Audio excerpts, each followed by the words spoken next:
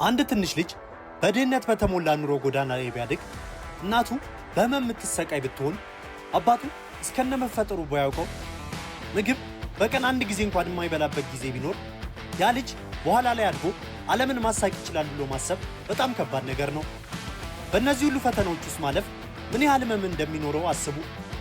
ለሰው ከሚያጋባው ፈገግታው ጀርባ የደበቀውን እንባ ሰው ሊረዳው አይችልም።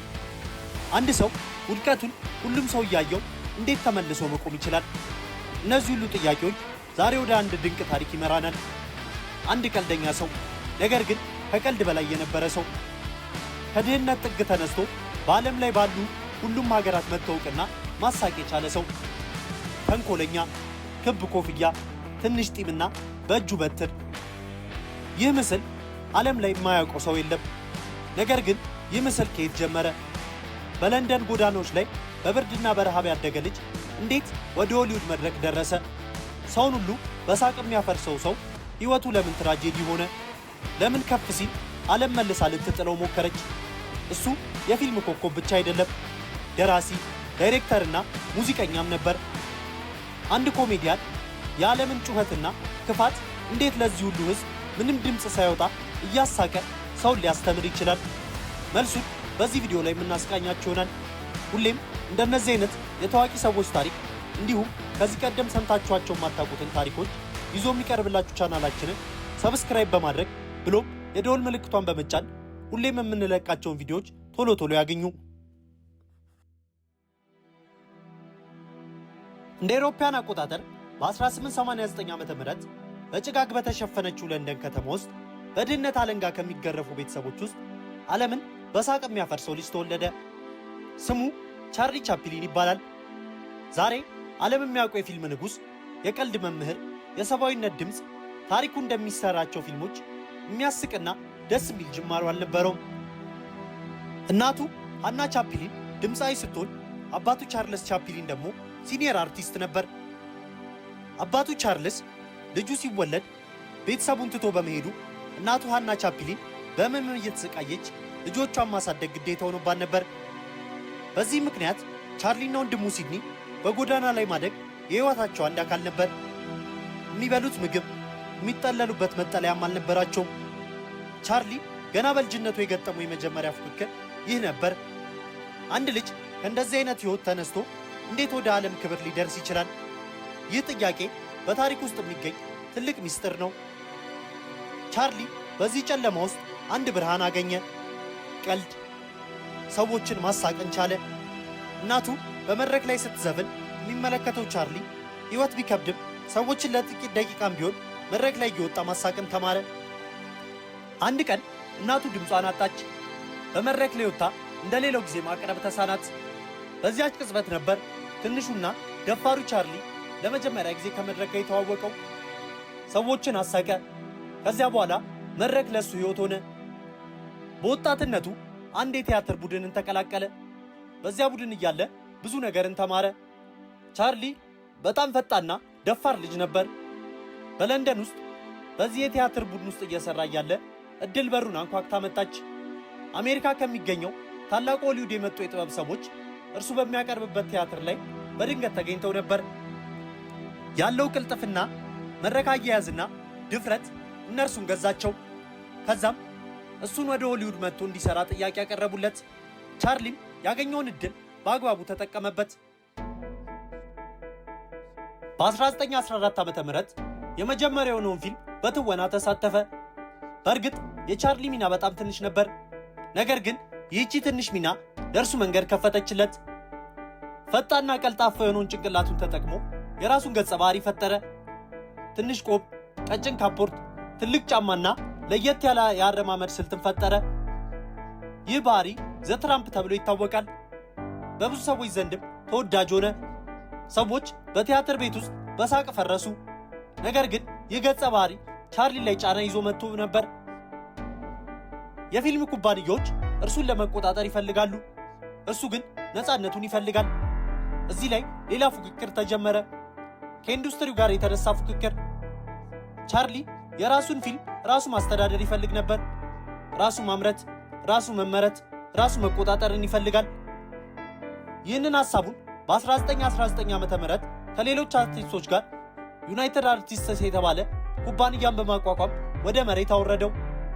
ይህ እርምጃው በጣም አስጊና አደገኛ ነበር።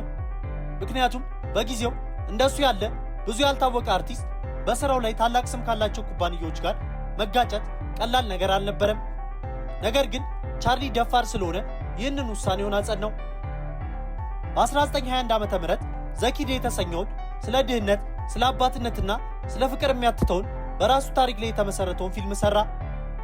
ከዛም በ1925 ዘጎልድ ራሽ የተሰኘውን ሌላኛውን ፊልሙን ሰራ። ይህ ፊልም በዓለም አቀፍ ደረጃ ተወዳጅነትን ያገኘና የስኬቱ መጀመሪያ የሆነለት ፊልም ሆነለት።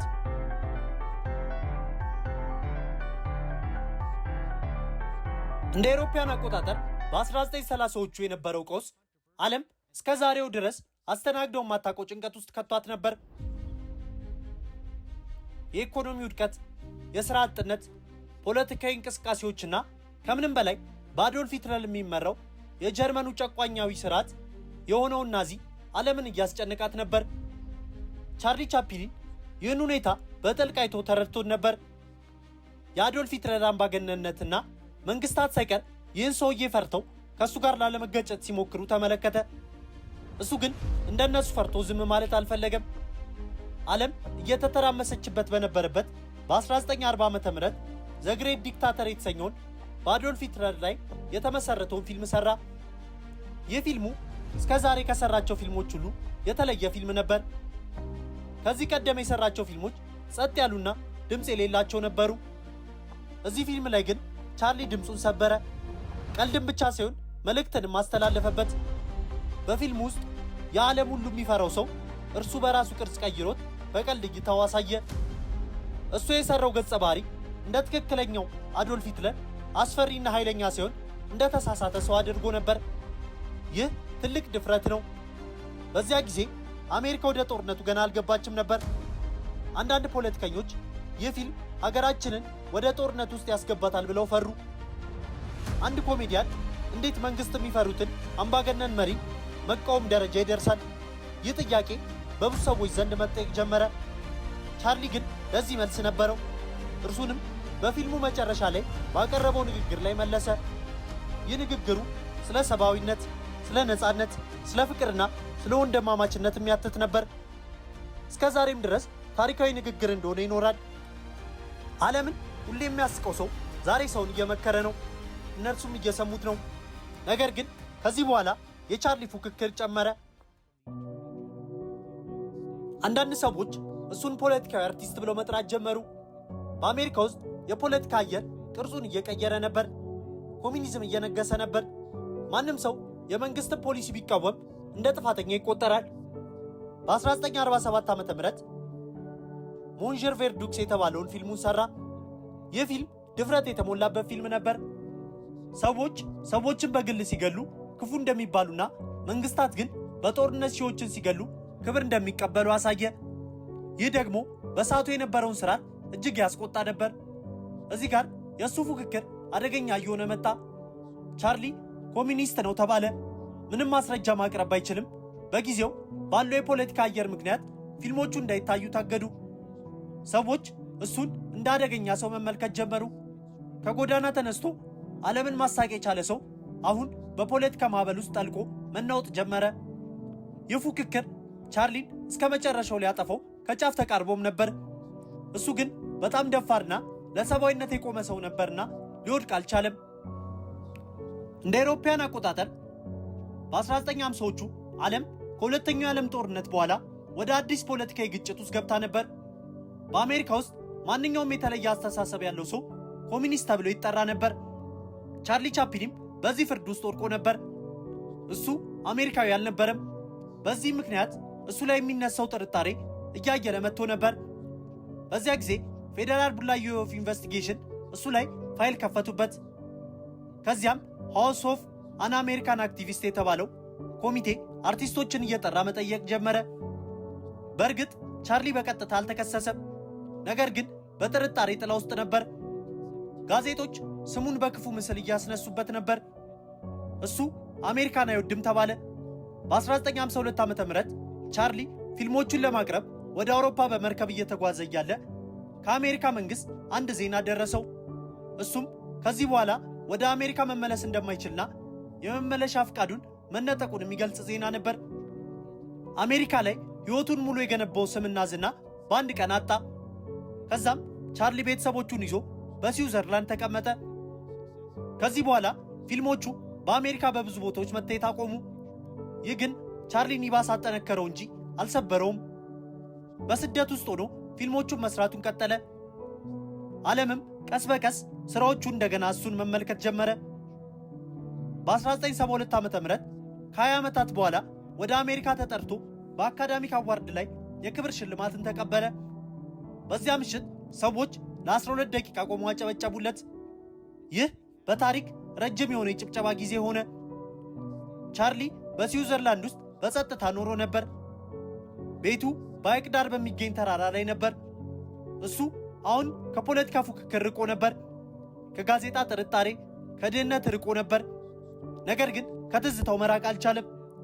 በለንደን ያሳለፈውን የልጅነቱን ጨለማዊ ክፍል መቼም ቢሆን አይረሳው። ምናልባትም ይህ የህይወቱ ክፍል ነበር የሰዎችን ህመም በጥልቅ እንዲረዳ ያደረገው። በ1977 ዓ.ም ፈረንጆች የገናን በዓል በሚያከብሩበት ቀን በጸጥታ ተኝቶ ባለበት ሕይወቱ አለፈች። እሱ ሞተ። ታሪኩ ግን መቀጠሉን አላቆመም። በ1978 ዓ.ም በሌሊት ሁለት ሰዎች መቃብሩን ከፍተው አስከሬኑን ሰረቁ። እነርሱም ሐሳባቸው የነበረው ሬሳውን አግተው ገንዘብን ለመቀበል ነበር። ይህ ጉዳይ የብዙ ሰዎችን ቀልብ ሳበ። የሰው ልጅ ሞቱ እንኳን እንዴት ማሳቁን አያቆምም ተባለ። በመጨረሻም ፖሊሶች ሬሳውን አግኝተው እንደገና ቀበሩት። ዛሬ ቻርሊ ቻፕሊን ሲጠራ ሰዎች ጭንቅላታቸው ላይ የሚፈጠር ምስል አለ።